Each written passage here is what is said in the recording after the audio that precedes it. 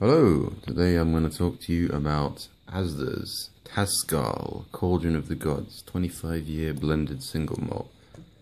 So yeah, ASDA do whiskey now, do their own whiskey, and it's a premium offering, which is kind of unusual. I think it's the first own brand premium whiskey I can actually think of. This came out last year, I think, 2014, sometime towards the end.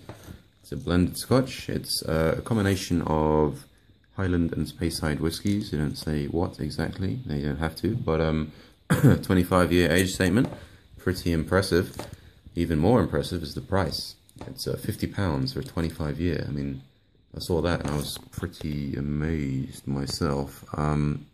So what you really want to know is it worth it? Is it worth 25? Or is it worth £50?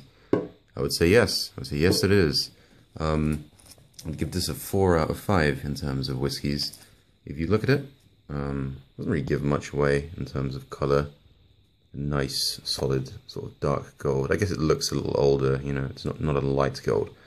And the flavour is predominantly generic Speyside, but just very well blended. It's incredibly easy drinking, like damn, dangerously easy drinking. You know, once you start, you don't stop with this thing.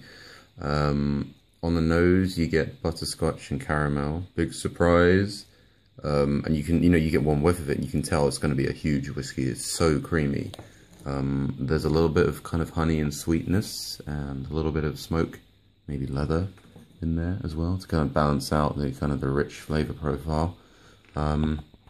As I say, palate is classic Highland Speyside, some vanilla, the caramel, honey, hazelnuts, but it's really more body than sweetness. You know, it's not sweet at all. It's kind of like, I don't know, the whiskey equivalent of double cream or something. It's just kind of huge, very, very easy to drink, very rich, very moorish, not very characteristic. You know, aside from like just being a good blend, there's nothing in there that makes you go, oh, that's different. You know, there's nothing memorable. But sometimes, you know, you're not looking for kind of weird flavors. You just want a drinkable thing. The finish is, as you may expect, quite long and languid. The heat turns to kind of like a buttery butterscotch flavor at the back of your throat. Kind of crackles. It's a weird description, but it's like embers on a fire. It stays there for a long time.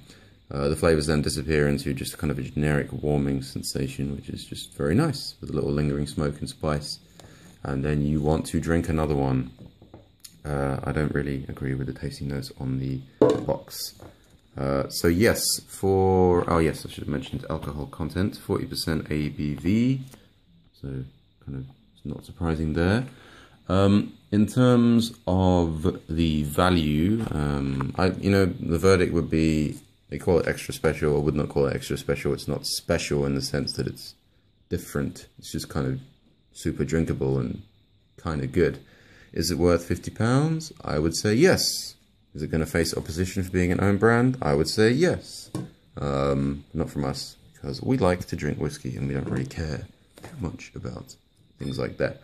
Another thing to know is that they do a 30-year as well, which I tried at a tasting, but my palate was destroyed, so I can't really remember it being particularly memorable. I just remember it being sort of good. So I guess the only real question is, because it's ASDA, you do wonder, how the hell do you guys do this so cheaply, and are the suppliers getting squeezed? And it's not very easy to find that stuff out. But if you disregard all of the sourcing and ethical kind of stuff, which is kind of a weird thing to do, can you disregard ethics? Probably not. This is a damn good whiskey, and I would recommend it. I would also recommend it to people who want to convert a family member or friend who claims not to like whiskey, because a couple drams of this and you'll have them eating out the palm of your hand. Anyway, thank you, and I hope this was useful. Enjoy the rest of your life.